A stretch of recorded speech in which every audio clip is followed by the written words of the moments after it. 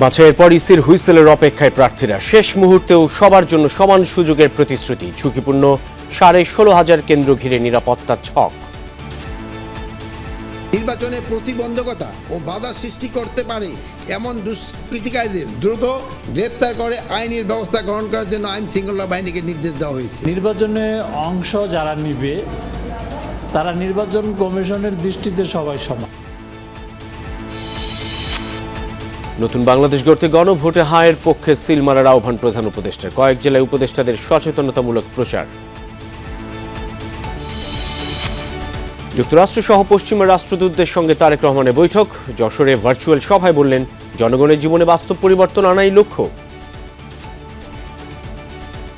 আমরা রাজনীতিটাকে এমনভাবে নিয়ে যেতে চাই যাতে সাধারণ মানুষ বলতে আমরা যাদেরকে বুঝি সেই মানুষগুলোর পাশে যাতে আমরা দাঁড়াতে পারি। সুষ্ঠু ভোট আয়োজনে ইসির উপর আস্থা রাখছে বিএনপি। প্রধান উপদেষ্টার সাথে দেখা করে শঙ্কার কথা জানালো এনসিপি। শাহজালাল বিশ্ববিদ্যালয়ের ছাত্র সংসদ নির্বাচন স্থগিত করলেন হাইকোর্ট। প্রতিবাদে সিলেটে সড়ক অবরোধ, বিক্ষোভ।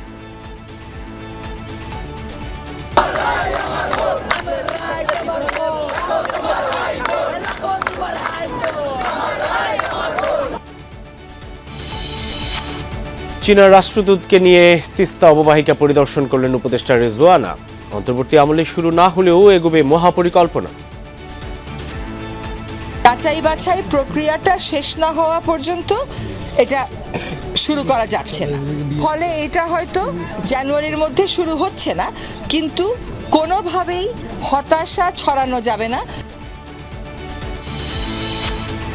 ভারতে বিশ্বকাপে খেলতে না গেলে বাংলাদেশের জায়গায় সুযোগ পাবে স্কটল্যান্ড। খবর এএফপির। নিজেদের অবস্থানে অনড় বিসিবি। যে ভেন্যুর ব্যাপারে ইনফরমেশনটা আমরা বলে দেই যে ঠিক আছে, আমরা যে ভেন্যুতে খেলতে অপারগ এবং অল্টারনেট ভেন্যুর জন্য আমরা রিকোয়েস্ট করি।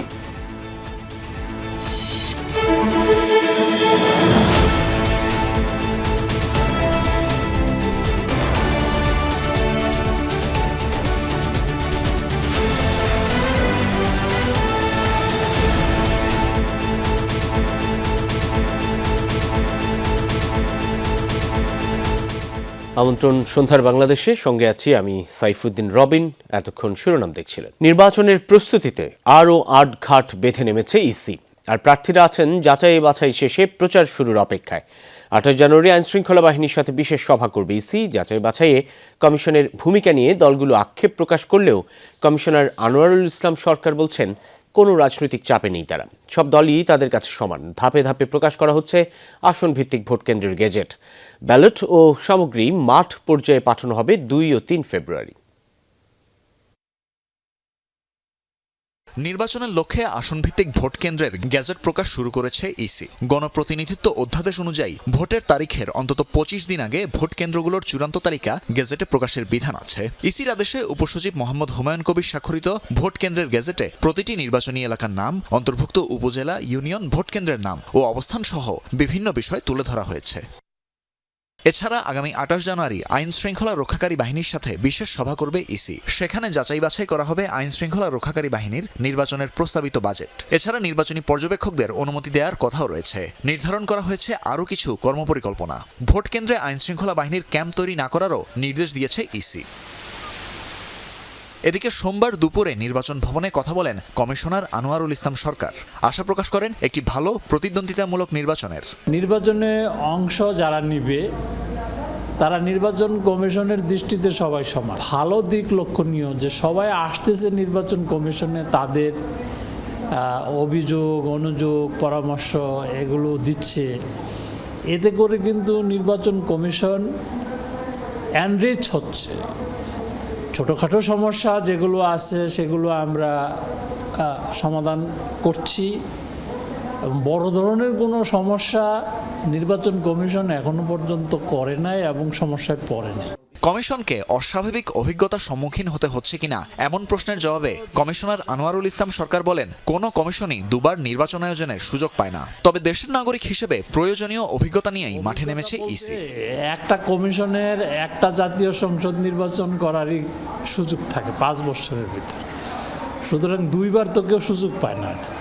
কোনো নির্বাচন কমিশনই আগে একটা জাতীয় সংসদ নির্বাচনের অভিজ্ঞতা নিয়ে কিন্তু কমিশনের দায়িত্ব কোনো চাপ নেই, কারণ সবাই চাচ্ছে ভালো নির্বাচন, কমিশনও চাচ্ছে ভালো নির্বাচন, নিরপেক্ষ নির্বাচন। এদিকে পক্ষপাতিত্বের অভিযোগে আজও নির্বাচন ভবন ঘেরাও করে ছাত্রদল।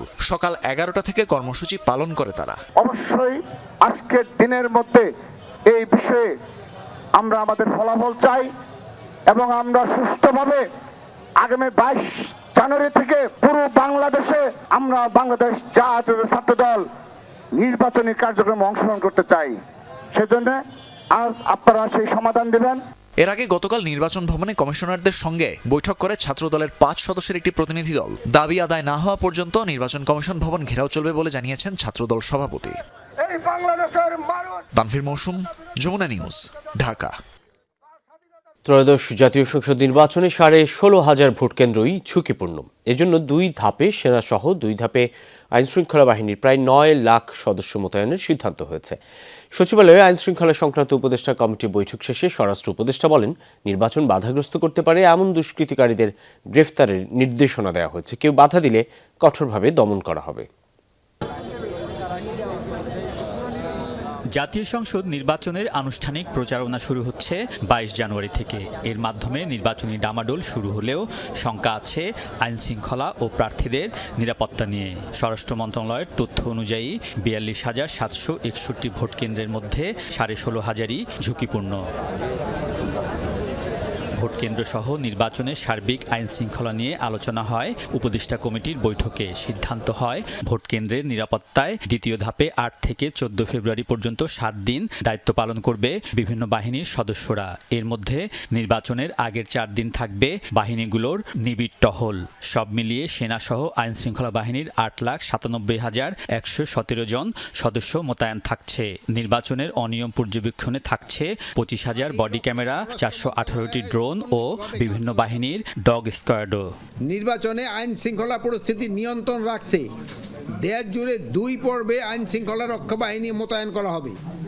এই ক্ষেত্রে ভোটকেন্দ্রের নিরাপত্তা থেকে শুরু করে মোবাইল ও স্ট্রাইকিং ফোর্স পরিচালনা সমন্বয় থাকবে রিটার্নিং কর্মকর্তার অধীনে। প্রথম পর্বে চলমান যারা মোতায়েন রয়েছে তারাও বলবৎ থাকবে। দ্বিতীয় পর্বে ভোট কেন্দ্রিক মোতায়েন, সেখানে আইন শৃঙ্খলা রক্ষা বাহিনীর সদস্যরা 8 থেকে 14 ফেব্রুয়ারি পর্যন্ত মোট 7 দিন দায়িত্ব পালন করবেন। নির্বাচন শান্তিপূর্ণ করতে 31 জানুয়ারির মধ্যে বৈধ অস্ত্র জমা দেওয়ার প্রজ্ঞাপন জারি করেছে স্বরাষ্ট্র মন্ত্রণালয়। রাজনৈতিক গুরুত্বপূর্ণ ব্যক্তি ও প্রার্থী ছাড়া কেউ আগ্নেয়াস্ত্র বহন করতে পারবে না। শুধু যারা ইলেকশন করবে বা ক্যান্ডিডেট যারা, তাদের অস্ত্রটা তারা রাখতে পারবে। আর তারা যদি নিজেদের হাতিয়ার না থাকে, তারা একজন গানম্যানের মতো তারা একজন রাখতে পারবে। উপদেষ্টা কমিটির বৈঠকে 12 ফেব্রুয়ারি নির্বাচন পেছানো নিয়ে কিছু রাজনৈতিক দলের বক্তব্যের প্রসঙ্গও ওঠে। তবে বৈঠকে ঘোষিত সময়ে নির্বাচন নিয়ে শঙ্কা উড়িয়ে দেয়া হয়। স্বরাষ্ট্র উপদেষ্টা বলেন, নির্বাচন বাধাগ্রস্ত করতে পারে এমন সন্ত্রাসীদের গ্রেফতারের নির্দেশনা দেয়া হয়েছে। নির্বাচনে প্রতিবন্ধকতা ও বাধা সৃষ্টি করতে পারে এমন দুষ্কৃতিকারীদের দ্রুত গ্রেফতার করে আইনের ব্যবস্থা গ্রহণ করার জন্য আইন শৃঙ্খলা বাহিনীকে নির্দেশ দেওয়া হয়েছে। এমন যে কোনো ধরনের অপতৎপরতা কার্যক্রম অন্তর্বর্তী সরকার কঠোর হস্তে দমন করবে। স্বরাষ্ট্র উপদেষ্টা জানান, আইন শৃঙ্খলা রক্ষায় গত 1 মাসে ডেভিল হান্ট ফেজ 2 অভিযানে 19,854 জনকে গ্রেফতার করা হয়েছে। উদ্ধার করা হয়েছে 346টি আগ্নেয়াস্ত্র, গ্রেনেড, মর্টার, গোলা। আলমগীর স্বপন, যমুনা নিউজ, ঢাকা। জাতীয় নির্বাচনের দিন গণভোটে হাতে ভোট দেওয়ার আহ্বান জানিয়েছেন প্রধান উপদেষ্টা ডক্টর মোহাম্মদ ইউনূস। অনিয়ম দুর্নীতির বিরুদ্ধে থাকতে এবং নতুন বাংলাদেশ গড়তে হা ভোটের পক্ষে অবস্থান বলে জানান তিনি। এদিন দেশের বিভিন্ন জেলায় গণভোটের পক্ষে প্রচারে অংশ নেন অন্তর্বর্তী সরকারের উপদেষ্টারা। সংসদ নির্বাচন ও গণভোট 12 ফেব্রুয়ারি। তার আগে গণভোটের হ্যাঁর পক্ষে একযোগে সারা দেশে প্রচারে উপদেষ্টারা। সোমবার বিভিন্ন জেলায় যান মন্ত্রণালয়ের দায়িত্বপ্রাপ্ত উপদেষ্টারা। তাদের এই ক্যাম্পেইনের মধ্যেই সন্ধ্যা 6:30টায় জাতির উদ্দেশ্যে দেয়া এক ভিডিও বার্তায় হ্যাঁ ভোটের পক্ষে সমর্থন চান প্রধান উপদেষ্টা ডক্টর মোহাম্মদ ইউনূস। আগামী 12 ফেব্রুয়ারি জাতীয় সংসদ নির্বাচনের দিনেই অনুষ্ঠিত হবে গণভোট। গণভোটে আপনি হ্যাঁ ভোট দিলে বৈষম্য, শোষণ আর নিপীড়ন থেকে মুক্ত হবে বাংলাদেশ। গণভোটে হ্যাঁ ভোট মানে তত্ত্বাবধায়ক সরকার ও নির্বাচন কমিশন গঠনে সরকার ও বিরোধী দল একসঙ্গে কাজ করবে। সরকার ইচ্ছামতো সংবিধান পরিবর্তন করতে পারবে না। গুরুত্বপূর্ণ পরিবর্তনের জন্য জনগণের সম্মতি নিতে হবে। বৈষম্য, শোষণ ও নিপীড়নমুক্ত বাংলাদেশ গড়তে হ্যাঁ ভোটের গুরুত্ব তুলে ধরেন প্রধান উপদেষ্টা। বিরোধী দল থেকে ডেপুটি স্পিকার ও সংসদের গুরুত্বপূর্ণ কমিটির সভাপতিরা নির্বাচিত হবেন। একজন ব্যক্তি সর্বোচ্চ 10 বছরের বেশি প্রধানমন্ত্রী থাকতে পারবেন না। বিচার ব্যবস্থা স্বাধীনভাবে কাজ করবে। সংসদে নারীদের প্রতিনিধিত্ব বাড়বে। ক্ষমতার ভারসাম্য রক্ষায় পার্লামেন্টে একটি উচ্চ কক্ষ গঠিত হবে। আপনার মৌলিক অধিকার আরও সুরক্ষিত হবে। আগামী নির্বাচনে গণভোটে অংশ নেন। রাষ্ট্রকে আপনার প্রত্যাশা মতো গড়ে তোলার জন্য হেঁটে সিল দেন। গণভোট কোনো দলের চাওয়া নয়, এটি বাংলাদেশের মানুষের স্বার্থে। বৈষম্য, নিপীড়ন ও দুর্নীতি বন্ধ করতে এর পক্ষে থাকার আহ্বান জানিয়েছেন উপদেষ্টারা। জারিন অর্নি, যমুনা নিউজ। বিএনপির চেয়ারম্যান তারেক রহমানের সঙ্গে সৌজন্য সাক্ষাৎ করেছেন ঢাকায় নিযুক্ত যুক্তরাষ্ট্রের রাষ্ট্রদূত ব্রেন্ট ক্রিস্টেনসন। এ সময় দূতাবাসের আরও কয়েকজন কর্মকর্তা উপস্থিত ছিলেন। বিকেল 4টার কিছু আগে রাজধানীর গুলশানে বিএনপি চেয়ারম্যানের কার্যালয়ে এই সাক্ষাৎ অনুষ্ঠিত হয়। সাক্ষাতে তারেক রহমানের সঙ্গে বিএনপি মহাসচিব মির্জা ফখরুল ইসলাম আলমগীর সহ অন্যরা উপস্থিত ছিলেন। এর আগে বেলা 11টা পর তারেক রহমানের সঙ্গে সৌজন্য সাক্ষাৎ করেন ঢাকায় নিযুক্ত কানাডার রাষ্ট্রদূত অজিত সিং। বিকেলে সৌজন্য সাক্ষাতে যায় ইউরোপীয় ইউনিয়নের রাষ্ট্রদূতরা। মাইকেল মিলারের নেতৃত্বে প্রতিনিধি দলে ছিলেন স্পেনের রাষ্ট্রদূত গ্যাব্রিয়েল সিস্তিয়াগা ওচোয়া, সুইডেনের রাষ্ট্রদূত নিকোলাস উইক্স, ডেনমার্কের রাষ্ট্রদূত ক্রিস্টিয়ান ব্রিক্স মোলার, জার্মানির রাষ্ট্রদূত আচিম স্ট্রোস্টার, ইতালির রাষ্ট্রদূত অ্যান্তোনিও আলজান্ড্রো, ফ্রান্সের রাষ্ট্রদূত মারি মাসুদোপয় এবং নেদারল্যান্ডসের অ্যান্ড্রে কাস্টেন্স। শুধু মিছিল, মিটিং আর স্লোগান নির্ভর রাজনীতিতে সীমাবদ্ধ থাকতে চায় না বিএনপি, বরং মানুষের কল্যাণে সরাসরি কাজ করাকেই রাজনীতির মূল লক্ষ্য হিসেবে নিতে চায় দলটি। এমন মন্তব্য করেছেন বিএনপি চেয়ারম্যান তারেক রহমান। যশোরে বিরল রোগে আক্রান্ত শিশু আফিয়ার পরিবারের সাথে আজ ভার্চুয়ালি সাক্ষাৎ করেন তিনি। জানান, বিএনপি ক্ষমতায় গেলে স্বাস্থ্যসেবা, কৃষি ও সামাজিক নিরাপত্তায় বড় ধরনের জনবান্ধব কর্মসূচি বাস্তবায়ন করা হবে। ধন্যবাদ জ্ঞাপন করছেন। দুপুরে যশোরে বিরল রোগে আক্রান্ত শিশু আফিয়ার পরিবারের সঙ্গে ভার্চুয়ালি সাক্ষাৎ করেন বিএনপির চেয়ারম্যান তারেক রহমান। এ সময় আফিয়া ও তার মায়ের জন্য বিএনপির পক্ষ থেকে নির্মিত একটি নতুন ঘর আনুষ্ঠানিকভাবে হস্তান্তর করা হয়। পরিবারের খোঁজ খবর নেয়ার পাশাপাশি ভবিষ্যতেও তাদের পাশে থাকার আশ্বাস দেন তিনি। খালেদা জিয়া যেমন আপনাদের পাশে ছিলেন, ঠিক খালেদা জিয়ার দল বিএনপিও ইনশাআল্লাহ আগামী দিনে শক্তভাবে, দৃঢ়ভাবে আপনাদের পাশে থাকবে। পরে ভার্চুয়াল অনুষ্ঠানে উপস্থিত নেতাকর্মীদের উদ্দেশ্যে দেশের রাজনীতির ভবিষ্যৎ নিয়েও বক্তব্য রাখেন তারেক রহমান। বিএনপি চেয়ারম্যানের ভাষায় ক্ষমতার রাজনীতি নয়, মানুষের কল্যাণই বিএনপির রাজনীতির মূল অঙ্গীকার। আগামীতে দলটি গুরুত্ব দিতে চায় জনবান্ধব ও জনকল্যাণমূলক কার্যক্রমে। রাজনীতিটাকে শুধু স্লোগান, মিটিং, মিছিল এর মধ্যে আমরা সীমাবদ্ধ রাখতে চাই না। আমরা রাজনীতিটাকে এমনভাবে নিয়ে যেতে চাই যাতে সাধারণ মানুষ বলতে আমরা যাদেরকে বুঝি সেই মানুষগুলোর পাশে যাতে আমরা দাঁড়াতে পারি। বক্তব্যে বিএনপি চেয়ারম্যান বলেন, রাজনীতির মূল উদ্দেশ্য হওয়া উচিত মানুষের উপকার করা। জনগণের জীবনে বাস্তব পরিবর্তন আনাই বিএনপির রাজনীতির মূল লক্ষ্য বলে মন্তব্য করেন তিনি। মঞ্চে দাঁড়িয়ে এক রাজনৈতিক দল আরেক রাজনৈতিক দলের বিভিন্ন কাজের সমালোচনা করছে, বিভিন্নভাবে দোষারোপ করছে। আমরা অনেক দিন ধরে, বহু বছর ধরে হয়তো আমরা রাজনীতির একটি স্টাইল ফলো করেছি। এখন বোধহয় আমাদেরকে একটু পরিবর্তন করা প্রয়োজন। আমাদের রাজনীতিটা সোজা কথায়, অল্প কথায়, এক কথায় মানুষের পাশে গিয়ে দাঁড়ানো, এটি হচ্ছে সবচেয়ে বড় রাজনীতি। তারেক রহমান আরও বলেন, ক্ষমতায় গেলে নারীদের অর্থনৈতিকভাবে স্বাবলম্বী করতে বিশেষ উদ্যোগ নেওয়া হবে। পাশাপাশি পুনরায় চালু করা হবে বন্যা ও জলাবদ্ধতা নিরসনে দেশ জুড়ে খাল খনন কার্যক্রম। তাহলে কথা একটি, কাজ একটি। করব কাজ, গর্ব দেশ, সবার আগে বাংলাদেশ। অলোক হাসান, যমুনা নিউজ। মনোনয়ন বাছাইয়ে সব সময় ছোটখাটো ভুল হয়ে থাকে এমন জানিয়ে নির্বাচন কমিশনের প্রতি আস্থা রাখতে চায় বিএনপি। দলের মহাসচিব মির্জা ফখরুল ইসলাম আলমগীর বলেছেন, যোগ্যতার সাথে নির্বাচন কমিশন কাজ করছে, আগামীতেও একই ধারায় নির্বাচন পরিচালনা করবে। সকালে জিয়া উদ্যানের সমাধিতে শ্রদ্ধা জানানো শেষে জিয়াউর রহমানের দেখানো উদার গণতান্ত্রিক বাংলাদেশ গড়ে তোলার শপথ নেন বিএনপি নেতারা। আজ এমন মানুষের জন্মদিন যার হাত ধরে দেশে প্রতিষ্ঠিত হয় বহুদলীয় গণতন্ত্র, গণমাধ্যমের স্বাধীনতা, মুক্ত পররাষ্ট্রনীতি, যিনি দিয়েছেন মধ্যপন্থী রাজনীতির দীক্ষা। সেই জিয়াউর রহমানের ৯০তম জন্মবার্ষিকীতে জিয়া উদ্যানে ঢল নামে বিএনপি ও বিভিন্ন সামাজিক ও রাজনৈতিক সংগঠনের নেতাকর্মীদের। সকালে জিয়াউর রহমানের সমাধিতে আসেন বিএনপি মহাসচিব মির্জা ফখরুল ইসলাম আলমগীর, স্থায়ী কমিটির সদস্যরা। দলীয় নেতাকর্মীদের নিয়ে পুষ্পস্তবক অর্পণ করেন তারা। পরে দেশের অগ্রযাত্রায় জিয়াউর রহমানের অবদান তুলে ধরেন বিএনপি মহাসচিব। তার অনুসৃত যে পথ, সেই পথে আমরা সামনের দিকে এগিয়ে যাই, একটা উদার গণতান্ত্রিক বাংলাদেশ প্রতিষ্ঠা করবার লক্ষ্যে আমরা আরও দৃঢ়ভাবে শপথ গ্রহণ করি। একটা ধ্বংসপ্রাপ্ত অর্থনীতির বাংলাদেশকে গড়ে তোলার জন্য, গণতন্ত্রকে প্রাতিষ্ঠানিক রূপ দেওয়ার জন্য আমরা আজকে এখানে শপথ নিয়েছি। কেউ কেউ নির্বাচনকে সামনে রেখে লেভেল প্লেইং ফিল্ড নিয়ে নানা আশঙ্কার কথা বললেও মির্জা ফখরুল এ নিয়ে কোনো অভিযোগ করেননি। বাছাই হয় তখন কিছু সমস্যা থাকে, এটা নতুন কোনো ব্যাপার না। আমরা এখন পর্যন্ত নির্বাচন কমিশনকে দেখেছি যে মোটামুটিভাবে তারা যোগ্যতার সঙ্গেই কাজ করছে। আমাদের যে সমস্যাগুলো একটা আমরা মনে করেছি সেগুলো আমরা গতকাল তার সামনে তুলে ধরেছি এবং আমরা বিশ্বাস করি যে নির্বাচন কমিশন যোগ্যতার সঙ্গেই এই নির্বাচন পরিচালনা করতে সক্ষম হবে। শ্রদ্ধার ফুলে ভরে ওঠে জিয়াউর রহমান ও খালেদা জিয়ার সমাধিস্থল। জিয়া দম্পতির দেখানো সততা আর দেশপ্রেম আগামীর বিএনপি ধারণ করে চলবে প্রত্যাশা নেতাকর্মীদের। বাংলাদেশে আবার গণতন্ত্র প্রতিষ্ঠা হবে এবং দেশ সামনের দিকে এগিয়ে যাবে। আগামীর বাংলাদেশ একটি মানবিক, একটি গণতান্ত্রিক, একটি সম্প্রীতির এবং একটি নিরাপদ বাংলাদেশ গড়ে তুলবেন। বীরুত্তম জিয়াউর রহমান 1936 সালে বগুড়ার গাবতলীতে জন্ম নেন। কারাগারে যাওয়ার আগে প্রতি বছরই প্রায় এ দিনে খালেদা জিয়া স্বামীর সমাধিতে আসলেও এখন তিনি নিজেই চিরনিদ্রায় শায়িত জিয়ার পাশে।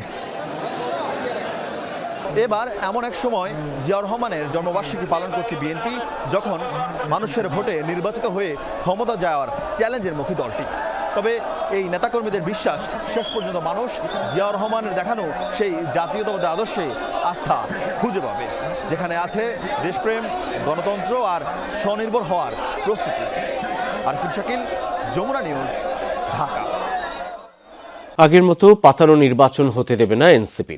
91-এর মতো ভোট হবে এবার, এমন মন্তব্য করেছেন এনসিপির আহ্বায়ক নাহিদ ইসলাম। সন্ধ্যায় রাষ্ট্রীয় অতিথি ভবন যমুনায় প্রধান উপদেষ্টার সাথে বৈঠক শেষে এসব কথা বলেন তিনি। বলেন, ইসি নিরপেক্ষতা না রাখতে পারলে প্রয়োজনে ইলেকশন কমিশনের বিরুদ্ধে অবস্থান নিতে হবে, তবে তারা মুখোমুখি অবস্থান চান না বলেও জানান নাহিদ। এ সময় এনসিপির মুখপাত্র আসিফ মাহমুদ অভিযোগ করেন, মাঠ পর্যায়ে একপাক্ষিক আচরণ করছে ইসি। নিরপেক্ষ নির্বাচন আয়োজন নিয়ে শঙ্কা প্রকাশ করেন তিনি। যেন লেভেল প্লেইং ফিল্ড নিশ্চিতে কোথায় কমতি রয়েছে সরকারের কাছে তা তুলে ধরেছে এনসিপি। নির্বাচন যদি এইভাবে পক্ষপাত দুষ্ট হয়, নির্বাচন কমিশন যদি পক্ষপাত দুষ্ট আচরণ করে, সেটা নির্বাচনে প্রভাব ফেলবে এবং নির্বাচনে শঙ্কা তৈরি হবে।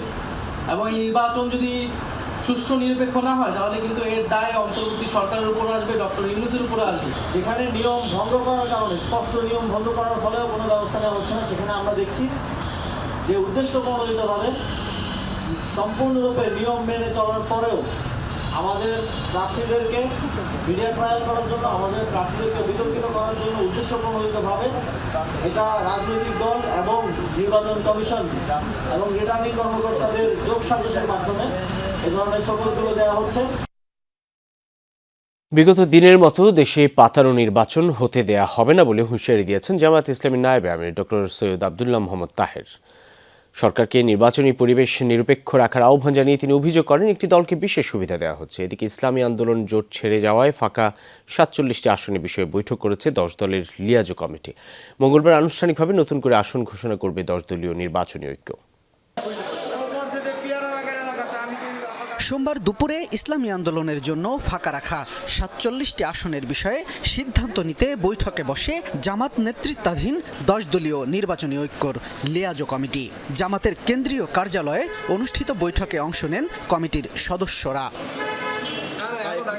বৈঠক বৈঠকে অংশ নেয়া জোট নেতারা জানান, ফাঁকা রাখা আসনগুলোর ব্যাপারে আনুষ্ঠানিক সিদ্ধান্ত জানানো হবে মঙ্গলবার।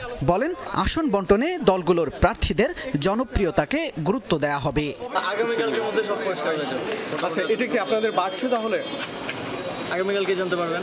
আমরা 3টা অতিরিক্ত পেয়েছি সাবসেটের মধ্যে আর কি, 3টা। এটা হচ্ছে আপনার বরগুনা 1, পটুয়াখালী 4 আর খুলনা 4। বিকেলে সাংবাদিকদের সাথে নির্বাচন ও সমসাময়িক রাজনীতি নিয়ে কথা বলেন জামাতে ইসলামীর নায়েবে আমির সৈয়দ আব্দুল্লাহ মোহাম্মদ তাহের।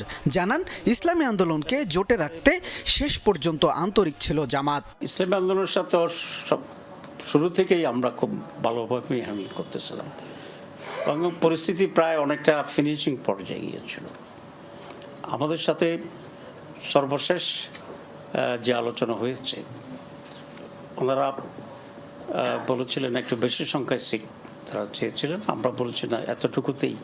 ডাক্তার তাহের বলেন, জামাত নির্বাচনের পক্ষে, তবে বিগত দিনের মতো কোনো পাতানো নির্বাচন হতে দেয়া হবে না।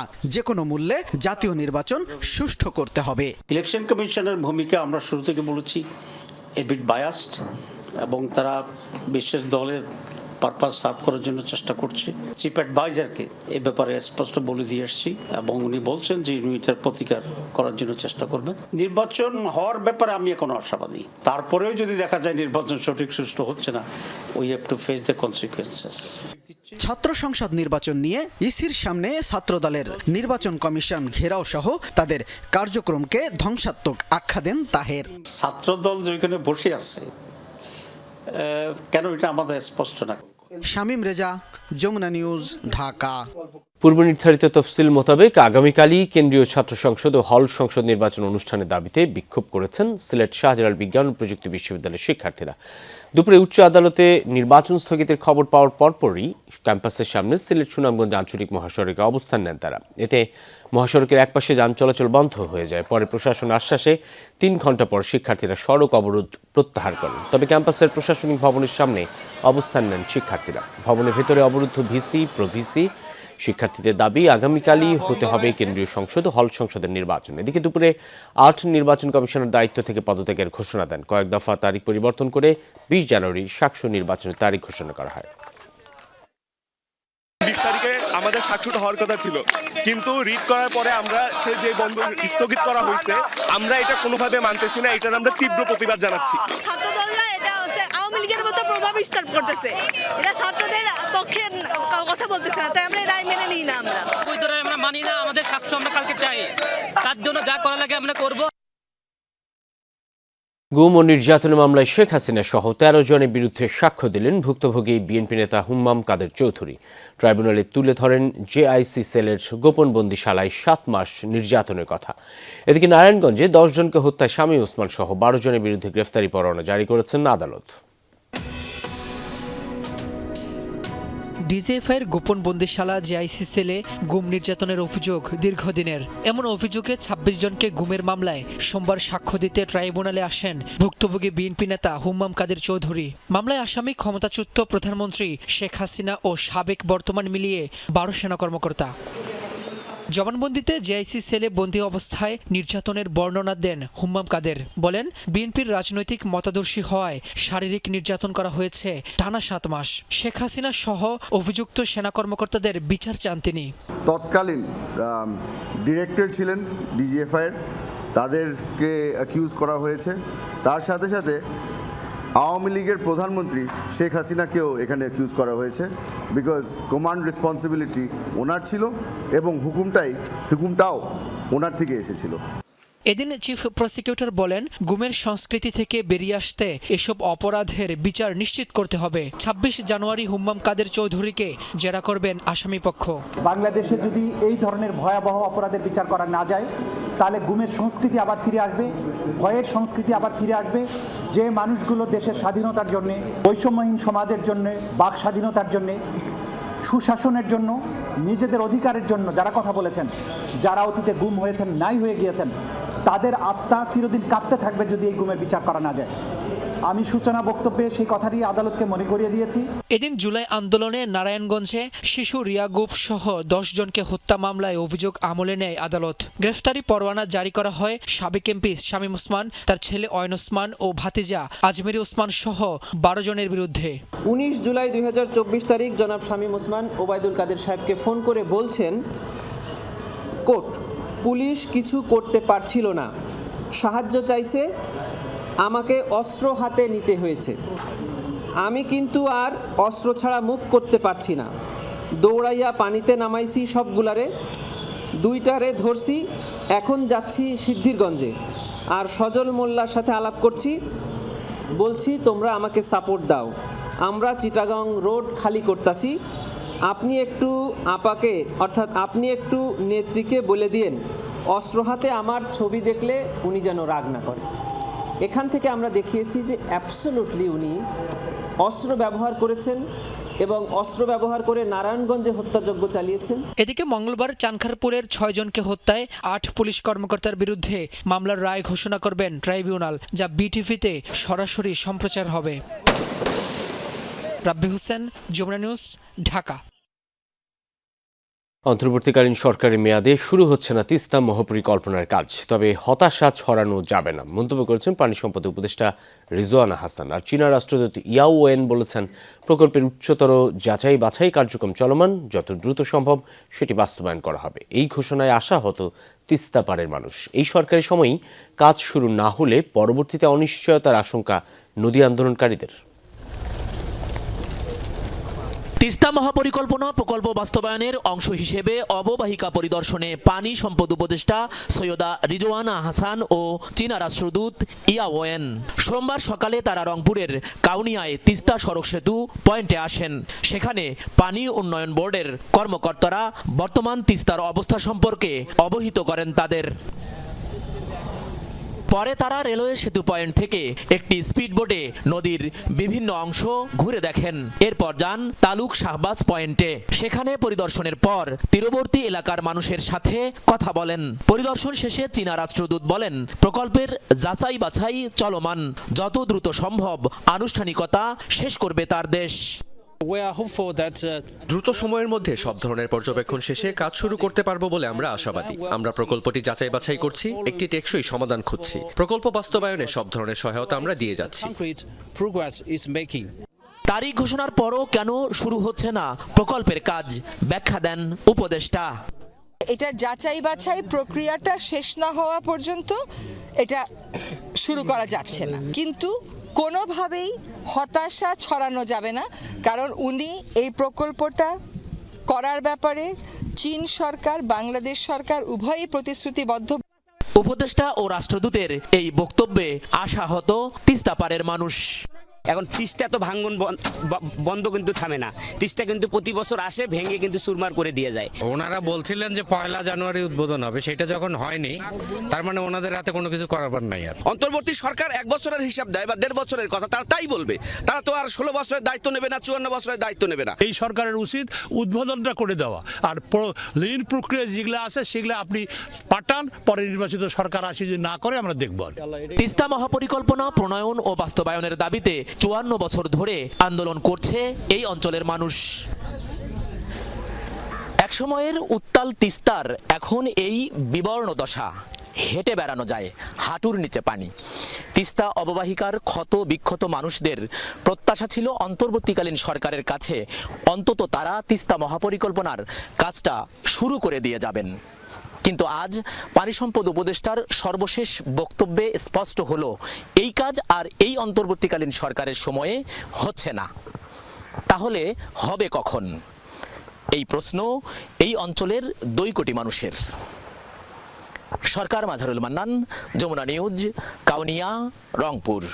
সাভারে গত 6 মাসে 6টি হত্যাকাণ্ডের পেছনে সরাসরি জড়িত সিরিয়াল কিলার সম্রাট। দুপুরে সংবাদ সম্মেলনে এমনটা দাবি করলেও এসব হত্যাকাণ্ডের কারণ নিয়ে সুনির্দিষ্ট কোনো তথ্য দিতে পারেনি পুলিশ। পরিত্যক্ত পৌর কমিউনিটি সেন্টার থেকে 2টি পোড়া মরদেহ উদ্ধারের মামলায় গ্রেফতার দেখিয়ে সিরিয়াল কিলার দাবি করা সম্রাটকে সকালে আদালতে পাঠানো হয়। চাওয়া হয় 10 দিনের রিমান্ড। রোববার বিকেলে থানা রোড এলাকা থেকে ছদ্মবেশী ভবঘুরে সম্রাট হোসেন ওরফে কিং খানকে গ্রেফতার করা হয়। দীর্ঘদিন ধরেই পরিত্যক্ত সাভার পৌর কমিউনিটি সেন্টার। এই ভবন থেকেই রোববার দুজনের পুরা মরদেহ সহ গেল 6 মাসে উদ্ধার হয়েছে 5 জনের লাশ। স্থাপনার সামনের ভবনের সিসি ক্যামেরার এই ফুটেজের সূত্র ধরে মশিউর রহমান খান সম্রাট নামে একজনকে গ্রেফতার করে পুলিশ। পরে সংবাদ সম্মেলনে অতিরিক্ত পুলিশ সুপার জানান, সম্রাট এলাকার ভবঘুরে হিসেবে পরিচিত, থাকতেন পরিত্যক্ত ভবনটিতেই। 5টি হত্যাকাণ্ডেই সম্রাট সরাসরি জড়িত বলে দাবি করেন তিনি। শুধু তাই নয়, এলাকায় ঘটা আরেকটি হত্যাকাণ্ডেও সে সম্পৃক্ত বলে জানানো হয়। আমরা সিসিটিভি ফুটেজগুলো বিশ্লেষণ করি এবং আমরা সিসিটিভি ফুটেজে বিশ্লেষণ করে একজনের অবয়ব আমরা লক্ষ্য করি, যাকে আমাদের সন্দেহের তালিকায় নিয়ে আসি এবং তার নাম সে মশিউর রহমান খান ওরফে সম্রাট বলে তাকে নিজেকে পরিচয় দেয়। আমরা তাকে আমাদের হেফাজতে নিয়ে আসি। ভবঘুরে সম্রাটকে সিরিয়াল কিলার বলছে পুলিশ, তবে হত্যাকাণ্ডের কারণ নিয়ে সুনির্দিষ্ট তথ্য নেই। আদালত যদি আমাদের রিমান্ড মঞ্জুর করে সেক্ষেত্রে হয়তো জিজ্ঞাসাবাদে বাকি অংশ, যে উদ্দেশ্য কি, আরো কেউ জড়িত আছে কিনা এবং এই ধরনের ঘটনা অন্য কোথাও সে ঘটিয়েছে কিনা, এই বিষয়গুলো আমরা পরবর্তীতে জানতে পারি। একের পর এক হত্যার ঘটনায় আতঙ্ক ছড়িয়েছে এলাকায়। আমরা এই ঘটনার পর থেকে অনেকেই, আমরা সাভারবাসী যারা আছি সবাই আতঙ্কে আছে এই বিষয়টা নিয়ে। গত 6 মাসে প্রায় 5 থেকে 6টা খুন হলো, আর এর জন্য প্রচন্ড একটা আতঙ্কগ্রস্ত ছিলাম কখন আমি যে এর শিকার হই। রোববার দুজনের পোড়া মরদেহ উদ্ধারের আগে গেল বছরের 19 ডিসেম্বর পরিত্যক্ত কমিউনিটি সেন্টারটি থেকে আংশিক পোড়া অবস্থায় এক পুরুষের মরদেহ উদ্ধার করা হয়। 11ই অক্টোবর আর 29শে আগস্ট আরও 2টি মরদেহ উদ্ধার হয় ভবনটি থেকে, তবে এখনো পর্যন্ত নিহতদের পরিচয় শনাক্ত করা যায়নি। মাহফুজুর রহমান নিপু, যমুনা নিউজ, সাভার। মাত্র ৬২,০০০ টাকার অটোরিকশার জন্য পূর্ব পরিকল্পিতভাবে 15 বছরের এক কিশোরকে হত্যা করা হয়েছে। কিশোর চালকের কাছ থেকে অটোরিকশাটি ছিনিয়ে নিতে তার সাথে সখ্যতাও গড়ে তোলে হত্যাকারীরা। ঘটনা গত বছরের হলেও সম্প্রতি হত্যাকারী চক্রের 3 জনকে গ্রেফতার করেছে police, bureau of investigation, PBI. আশুলিয়ার একটি হাউজিং প্রকল্পের কাশবনে ছড়িয়ে ছিটিয়ে আছে মানুষের কঙ্কাল। মাথার খুলিসহ ৩৮ টুকরার এই দেহাংশ 15 বছর বয়সী কিশোর মিলন হোসেনের। কঙ্কাল ও পরিধেয় জামাকাপড়ের সূত্রে পুলিশ জানতে পারে 2025-এর সেপ্টেম্বরে নিখোঁজ কিশোর মিলনকে হত্যা করা হয়েছিল এই কাশবনেই। এই সুমন ভিকটিম মিলনের গলা চেপে ধরে এবং ডনি মিয়া পা চেপে ধরে। সোমবার বিকেলে সংবাদ সম্মেলনে ঢাকা জেলা পিবিআই জানিয়েছে, হত্যাকারী সুমন ও রনি নগদ টাকার আশায় মিলনের অটোরিকশা ছিনতাইয়ের পরিকল্পনা করেন। ঘটনার দিন হত্যাকারীরা মিলনের অটোরিকশা ভাড়া করে আশুলিয়ার মডেল টাউনের নির্জন কাশবনে যান। সেখানে 3 জন একসাথে মাদক সেবন শেষে মিলনের গলা মুখ চেপে শ্বাসরোধে হত্যা করে 2 জন। রনি মিয়া চলে যায় এর অটোটা নিয়ে কালিয়াকৈর গাজীপুরে গিয়ে যে বাসায় সে অটো সহ রাত্রি যাপন করে এবং ওই ব্যক্তির কাছেই অটো বিক্রি করে বলে সে জানায়। ৬২,০০০ টাকার মধ্যে উনি ৪৪,০০০ টাকা দিয়েছেন সুমনকে এবং 18,০০০ টাকা এই যে আসামি রনি মিয়া নিজ হেফাজতে রাখেন। সম্প্রতি ব্যাটারি চালিত অটোরিকশা ছিনতাইয়ের জন্য খুনের ঘটনা বৃদ্ধি পেয়েছে। নিহত মিলনের হত্যাকারীরা কোন কোন চক্রের সাথে জড়িত তার অনুসন্ধান করছে পিবিআই। আল আমিন হক, যমুনা নিউজ, ঢাকা। বাংলাদেশের বিশ্বকাপ ভেন্যু নিয়ে সিদ্ধান্তের বিষয়ে আইসিসি থেকে কোনো নির্দিষ্ট তারিখ জানানো হয়নি বলছেন বিসিবির মিডিয়া কমিটির চেয়ারম্যান আমজাদ হোসেন। ভারতে না খেলার বিষয়ে অনড় বিসিবি, তেমনটা হলে বিশ্বকাপে বাংলাদেশের জায়গা নেবে স্কটল্যান্ড, বলছে ESPN ক্রিকইনফো। ভারতীয় গণমাধ্যমের মতে টাইগারদের বিশ্বকাপ এখন ঘোর অনিশ্চয়তায়। দোরগোড়ায় টি-20 বিশ্বকাপ, তবে ভারতে অনুষ্ঠিতব্য সেই বিশ্বকাপে বাংলাদেশ খেলছে কিনা সেটাই এখন বড় প্রশ্ন। দিন দুয়েক আগে আইসিসির প্রতিনিধির সঙ্গে বিসিবির বৈঠকের পরেও মেলেনি কোনো সমাধান। ভারতে যাবে না বাংলাদেশ, সেটি স্পষ্ট করেই জানিয়ে দিয়েছে বিসিবি। সেই সঙ্গে আয়ারল্যান্ডের সাথে গ্রুপ পরিবর্তনের বিষয়ে আলোচনা হলেও তাতে রাজি হয়নি আইসিসি, বলছে ভারতীয় সংবাদ মাধ্যম ESPN ক্রিকইনফো। শ্রীলঙ্কার মাটিতেই খেলবে আয়ারল্যান্ড, সেটিও আইরিশদের আশ্বস্ত করেছে আইসিসি। ক্রিকইনফো বলছে 21 জানুয়ারির মধ্যেই সিদ্ধান্ত জানাতে হবে বিসিবিকে। যদি বাংলাদেশ বিশ্বকাপে অংশ নিতে না চায় তাহলে সেখানে খেলার সুযোগ পাবে বর্তমান র্যাঙ্কিং বিবেচনায় স্কটল্যান্ড। এমন খবরের পর আবারও সরগরম ক্রিকেট পাড়া। একই প্রশ্ন, কি আছে বাংলাদেশের বিশ্বকাপ ভাগ্যে? বিসিবি পরিচালক আমজাদ হোসেন বলছেন, সময় নিয়ে কোনো কিছুই বিসিবিকে জানানো হয়নি আইসিসি থেকে। গত শনিবার 17 জানুয়ারি আইসিসির একজন প্রতিনিধি আসেন, তার সাথে আমাদের ক্রিকেট বোর্ডের একটি প্রতিনিধি দলের বৈঠক হয়। সেখানে আমাদের বিশ্বকাপের পার্টিসিপেশনের জন্য আমাদের যে ভেন্যুর ব্যাপারে ইনফরমেশনটা আমরা বলে দেই যে ঠিক আছে আমরা যে ভেন্যুতে খেলতে অপারগ এবং অল্টারনেট ভেন্যুর জন্য আমরা রিকোয়েস্ট করি। তাদের প্রতিনিধির সাথে আমাদের বিস্তারিত আলোচনা হয়। ওনারা তখন আমাদেরকে বলেন যে ঠিক আছে এই ব্যাপারগুলো তারা যে আইসিসিকে অবহিত করবেন এবং পরবর্তীতে ডিসিশন আমাদেরকে জানিয়ে দিবেন। তো এ ব্যাপারে ওনারা কোনো স্পেসিফিক ডেট বা কবে নাগাদ জানাবেন কিছুই বলেননি, শুধুমাত্র বলেছেন যে আমাদেরকে পরবর্তী তারিখটা কবে হবে জানিয়ে দিবেন। আইসিসি সময় জানাক কিংবা না জানাক, তবে দ্রুতই যে আসছে সিদ্ধান্ত সেটা হলফ করেই বলা যায়। সূচি পরিবর্তনের সম্ভাবনা না থাকায় শ্রীলঙ্কার মাটিতে বাংলাদেশের খেলার সম্ভাবনাও একেবারেই ক্ষীণ। তাতে টাইগারদের এবারের বিশ্বকাপ যাত্রার স্বপ্নটাও যে যেতে পারে ভেস্তে। হাসান আল মারুফ, যমুনা স্পোর্টস। জোরালো বিস্ফোরণে কেঁপে উঠল আফগানিস্তানের রাজধানী কাবুল। শহরটির সবচেয়ে সুরক্ষিত বিবেচিত শহর নাও এলাকায় এই ঘটনা ঘটেছে। সেখানে পর্যটক ও বিদেশি কূটনীতিকদের বসবাস। এই ঘটনায় এখন পর্যন্ত বেশ কয়েকজনের প্রাণহানির খবর পাওয়া গেছে, তবে বিস্ফোরণের ধরন কিংবা প্রকৃতি এখনও স্পষ্ট নয়। ঘটনাস্থল ঘিরে রেখেছে নিরাপত্তা বাহিনীর সদস্যরা। সেখানে উদ্ধার অভিযান চালানো হচ্ছে। এর মধ্যে হতাহতদের নিকটবর্তী হাসপাতালে নেওয়া হচ্ছে। প্রাথমিক তদন্ত শেষে বিস্তারিত জানাবে কর্তৃপক্ষ। গেল বছর কাবুলে ড্রোন হামলার অভিযোগ ওঠে পাকিস্তানের বিরুদ্ধে। এর পরপরই সীমান্তে সংঘর্ষে জড়ায় দুই প্রতিবেশী দেশ। এই ছিল সন্ধ্যার বাংলাদেশের আয়োজনে। এতক্ষণ আমাদের সাথে থাকার জন্য ধন্যবাদ সকলকে।